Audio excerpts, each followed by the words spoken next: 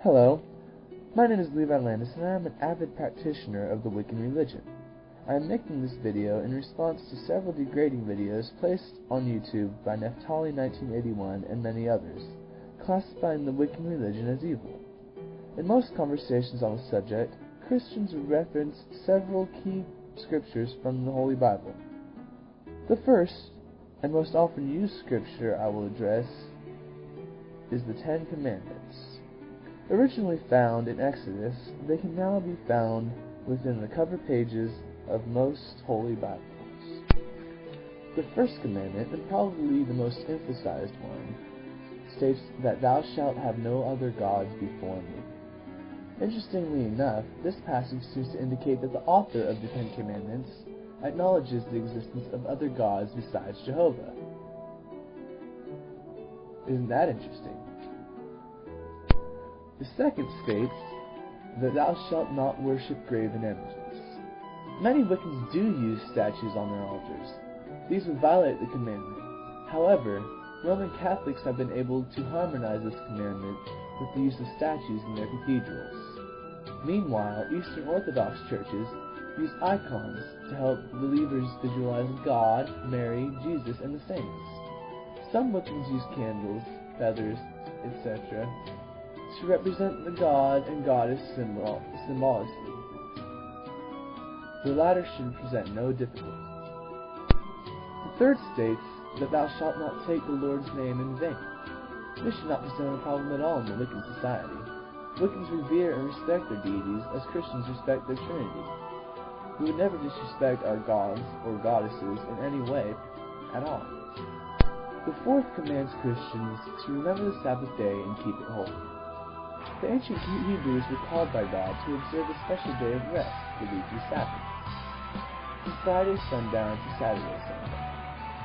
They were also required to observe additional Sabbaths during the year, including Passover, observances associated with the phases of the moon, etc. These generally fall on other days. Wiccans generally have a similar schedule of observances. Many cast a circle and perform rituals once a week. Many also observe 4 minor sabbats at the equinoxes and solstices, as well as 4 major sabbats that occur roughly halfway between the equinox and the solstice. Some observe the approximately 13 full moons, and or the 13 new moons each year. The Wiccan timetable does not synchronize perfectly with the ancient Hebrew religious calendar, but then neither do Christian schedules. Most Christians have abandoned this commandment by observing Sunday as the weekly Sabbath. Most Christians no longer observe the other Sabbaths. They have substituted their own holy days, Christmas, Easter, and days linked to Christmas and Easter. So Wiccans are at least as closely in conformance with the Hebrew schedule as are most Christians. The fifth commandment states that thou shalt honor thy father and mother. This normally presents no problem. However, many Wiccans would have difficulty expecting children to honor very abusive parents, as would many Christians. Therefore, we follow this one about as well as Christians do. The seventh commandment is a pretty strict one. Thou shalt not kill. If you think about it, killing doesn't only concern humans, it can concern animals as well. The Wiccan Rede basically covers this one. The Wiccan Rede, part of it at least, states that 8 words the Wiccan Rede fulfill, and it harm none, do as you will. Basically, as long as you don't hurt anybody or anything or in any way, whether mentally, physically, or emotionally, you can do whatever you want, really. Which basically places a lot stricter guidelines than the Christian Ten Commandments, seeing as we can't hurt anybody by stealing, because that would hurt someone's livelihood. We can't hurt anybody by killing them, because that obviously hurts their life. We can't hurt anybody by, say, cheating, because that would basically take away from their fulfillment of their self. Basically, we can't even hurt ourselves, animals, rocks, trees, because they are all considered living things. And when we do, wow, I don't know. The seventh commandment says, thou shalt not commit adultery. This also matches the Wiccan read because it harms a marital relationship. Actually, the Wiccan read is more demanding because it forbids all instances of adultery. The seventh commandment in ancient times allowed a married man to engage in sexual activity with a woman other than his wife, as long as the woman was neither married nor engaged. Pretty sick if you ask me. The eighth commandment states that thou shalt not steal.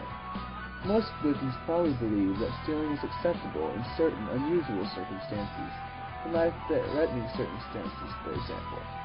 But then many Christians do as well. The ninth states that thou shalt not lie. Again, this matches the Wiccan read. Lying would thwart justice and harm other people and society in general. The 10th commandment, and the final commandment, says thou shalt not covet thy neighbor's possessions. In the original Hebrew, the word that is translated as covet contains a meaning of desiring inordinately. A real craving. Many Wiccans would probably agree that obsessing over a neighbor's possessions is undesirable. However, Wiccans in general would reject the concept that a male neighbor's possessions include his ownership of his wife or wives and slaves. Most loving, committed, opposite-sex Wiccan couples reject male superiority or religiously required sexually defined roles in their relationship. And of course, Wiccans reject the concept of human slavery.